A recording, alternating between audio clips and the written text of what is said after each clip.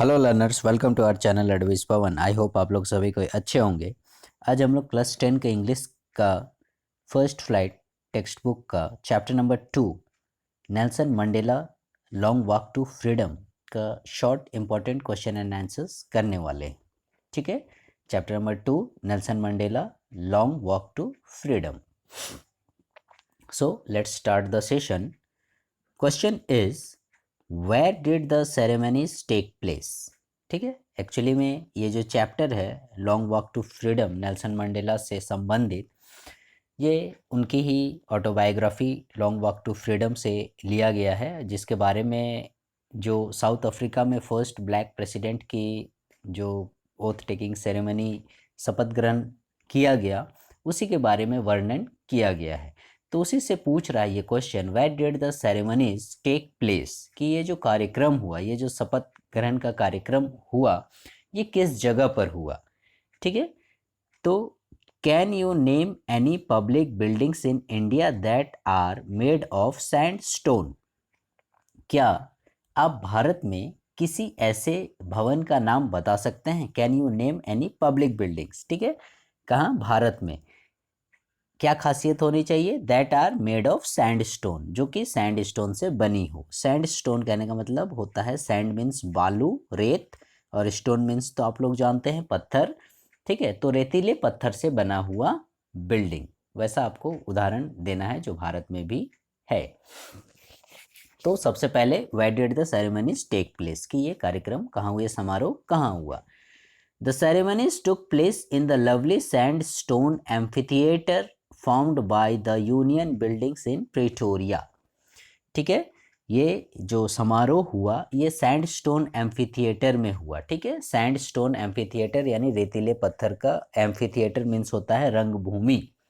ठीक है, amphitheatre means रंगभूमि। ये खुला मंच, स्टेज ही होता है, लेकिन ये ओपन होता है। ठीक है, एम्फीथिएटर वैसी जगह पर, फॉर्म्ड बाय, जो कि फॉर्म किया गया था यूनियन बिल्डिंग्स के द्वारा, in Pretoria. Pretoria is the name of that place, जिस जगह पर है। ठीक है, तो प्रिटोरिया पर ये कार्यक्रम हुआ, प्रिटोरिया के यूनियन बिल्डिंग्स द्वारा निर्मित सैंडस्टोन एम्फीथिएटर में। अब हमें आंसर देना है, भारत में रेतीले पत्थर से बने भवनों के उदाहरण। तो इसके उदाहरण है द रेड फोर्ट यानी Lal Qila, then Jama Masjid are the buildings made of sandstone, और पार्लियामेंट हाउस भी है। ठीक है, you may mention it also, the red fort and Jama Masjid. ठीक है, come to the next question, what does Mandela thank the international leaders for. ठीक है, Mandela जो हैं वो अंतर्राष्ट्रीय नेताओं को धन्यवाद किस लिए करते हैं। ठीक है, मंडेला जी ने जो दुनिया भर के 140 से भी लगभग ज़्यादा देशों के जो वहाँ पर डिग्नेटरीज, ऑफिसर्स या पॉलिटिशियंस जो भी आए थे, उन सब का नेल्सन मंडेला जी ने धन्यवाद दिया। तो वही पूछ रहा है किस लिए दिया। ठीक है, किस लिए उन्हें थैंक्स कहा। The answer is Nelson Mandela thanks the international leaders. ठीक है, नेल्सन मंडेला ने उन इंटरनेशनल लीडर्स को, अंतर्राष्ट्रीय नेताओं को, ठीक है, इसमें सिर्फ नेता ही शामिल नहीं थे, बड़े बड़े अधिकारी, ठीक है, बड़े बड़े लोग, बड़े बड़े जो राजनीतिज्ञ थे, सभी लोग, सभी तरह के लोग, बड़े बड़े ऑफिसर्स वहाँ पर मौजूद थे। तो उन्होंने उन्होंने थैंक्स कहा। क्यों कहा, क्योंकि since they have helped the people of south Africa, क्योंकि उन्होंने साउथ अफ्रीका में जो ये नई गवर्नमेंट बनी, ठीक है, जो कि माने कॉमन विक्ट्री थी। ठीक है, मतलब इसमें कोई नहीं जीता, न गोरा न काला, बल्कि ये सबकी जीत थी, कॉमन विक्ट्री थी। तो इसी का सपोर्ट करने के लिए वे लोग, जिन उन्होंने जो मदद की इनकी, ठीक है, since they have help the people of south Africa, उन्होंने साउथ अफ्रीका के लोगों की जो मदद की, उसी लिए। They have come in taking possession of. ठीक है, पोसेशन मीन्स होता है अधिकार या अधिकृत। अब यहाँ पर अधिकृत जो अधिकार हो रहा था, जो गवर्नमेंट बन रही थी, वो कैसी बन रही थी, वो कॉमन विक्ट्री की बन रही थी, मतलब सबकी जीत, सभी तरह के लोग इसमें शामिल थे। इससे पहले क्या होता था, साउथ अफ्रीका की धरती में जो गवर्नमेंट वगैरह बनती थी, जो माने शासन स्थापित किया जाता था, वो वाइट्स के द्वारा यानी गोरे लोगों के द्वारा किया जाता था, और ब्लैक्स को वहाँ पर कोई स्थान नहीं मिलता था। लेकिन अभी क्या हो रहा है, they have come in taking possession of A common victory, ये लोग एक कॉमन विक्ट्री, ठीक है, मतलब सबकी जीत इसमें। कैसी जीत? फॉर जस्टिस यानी न्याय, पीस शांति, एंड फॉर ह्यूमन डिग्निटी यानी मानव का सम्मान, मानवीय सम्मान। तो इन सब की जीत हुई थी, ठीक है। इससे पहले क्या होता था, वहाँ पर बहुत ज़्यादा रेशियल डिस्क्रिमिनेशन था, भेदभाव था, ठीक है। जस्टिस नहीं किया जाता था, न्याय नहीं किया जाता था काले लोगों के साथ, ना ही वहाँ पर शांति स्थापित की जाती थी। उन लोगों के साथ बहुत ही दुराचार, शोषण, अत्याचार किया जाता था और उनका सम्मान भी नहीं किया जाता था, ह्यूमन डिग्निटी। अब जो है इन सब की जीत हुई, तो इसीलिए ये लोग सपोर्ट में आए थे। 140 से भी ज़्यादा इंटरनेशनल लीडर्स लोग वहाँ पर मैंने देशों के पहुँचे थे, 140 से भी ज़्यादा देशों के लीडर्स। तो उन्हीं का वो थैंक्स कहते हैं कि वे इनके सपोर्ट में आकर खड़े हुए, जो ये जीत हुई न्याय की, शांति की, इसीलिए, ठीक है, वे थैंक्स कहते हैं। Come to the next page and the next question, why were two national anthems संग?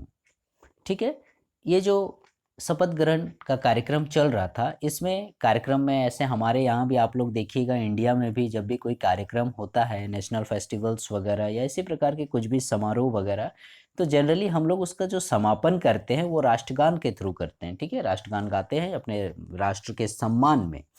तो यहाँ पर साउथ अफ्रीका के विषय में बोला जा रहा है कि वहाँ 2 नेशनल एंथम यानी मतलब 2 राष्ट्रगान गाए गए थे। तो उसी के बारे में पूछ रहा है कि क्यों गाए गए थे, वाई वेर 2 नेशनल एंथम्स संग?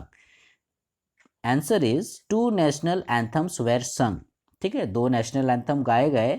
क्यों गाए गए? As there were 2 main communities और रेसेस, क्योंकि हम लोग जान रहे हैं कि साउथ अफ्रीका में 2 तरह के कम्युनिटीज, ठीक है, और रेसेस यानी समुदाय और समाज के लोग रहते थे, ठीक है। वो कौन कौन से थे?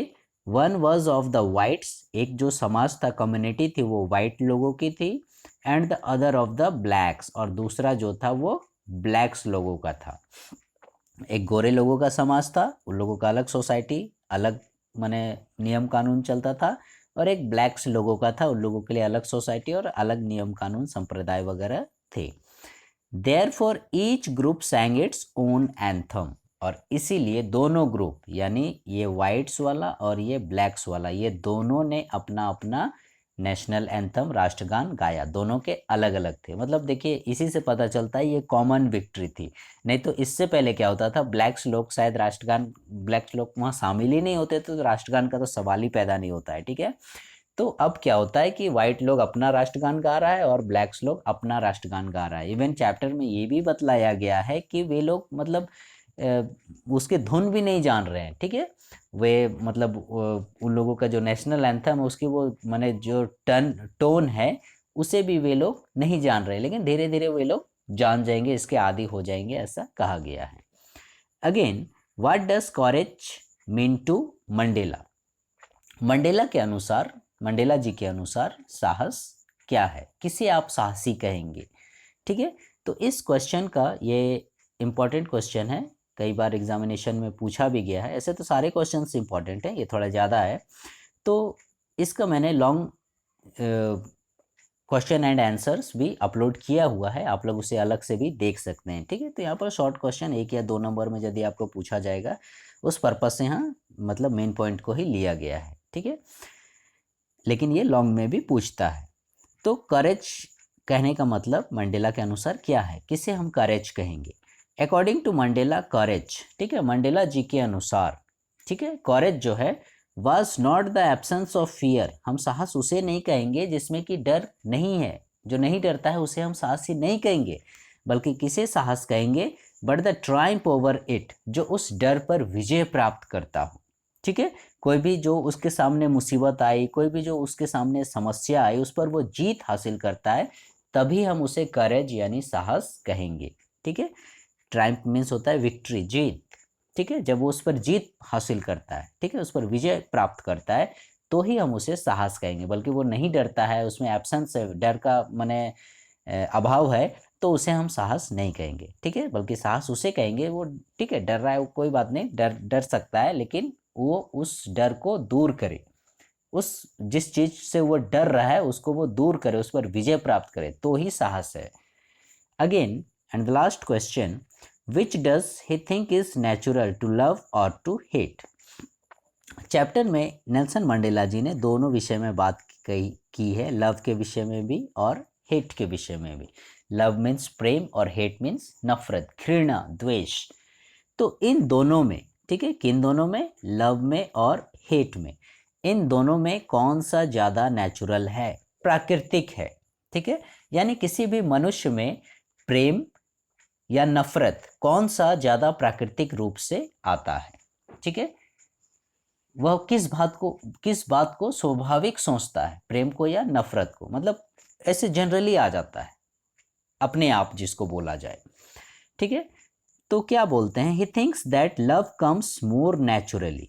उनका कहना है, उनका मानना है कि लव जो है वो ज़्यादा नेचुरली आता है to the human heart than its opposite hate. यानी नफरत के बजाय मनुष्यों में प्रेम की जो भावना है वो सहज भाव में आती है, ठीक है, ज़्यादा प्राकृतिक रूप से आती है। बल्कि उन्होंने ये भी बतलाया है कि कोई भी जन्म से देखिएगा मतलब नफरत करना नहीं सीखता है, लेकिन प्रेम करना सीखता है, ठीक है। बच्चा देखिएगा छोटा रहता है, वो अपने माँ बाप से किस प्रकार से प्रेम करता है, ठीक है, वह न उन्हें ठीक से पहचानता है, लेकिन फिर भी एक मतलब अटैचमेंट रहता है, इमोशनल बोलिए, ठीक है बोल सकते हैं वैसा, ठीक है।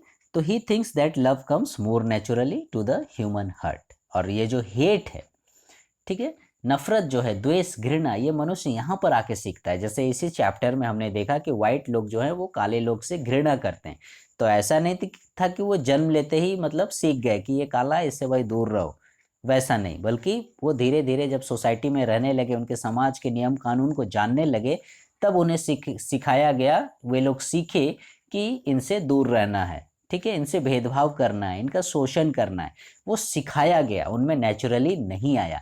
लेकिन प्रेम करना लोगों में नेचुरली आता है, ठीक है। सो लर्नर्स, आई होप आपको ये पांचों short important question and answers समझ गए होंगे और पसंद भी आए होंगे। For the next video please stay connected with our channel एडविस Pawan and please like share subscribe our channel. Thank you.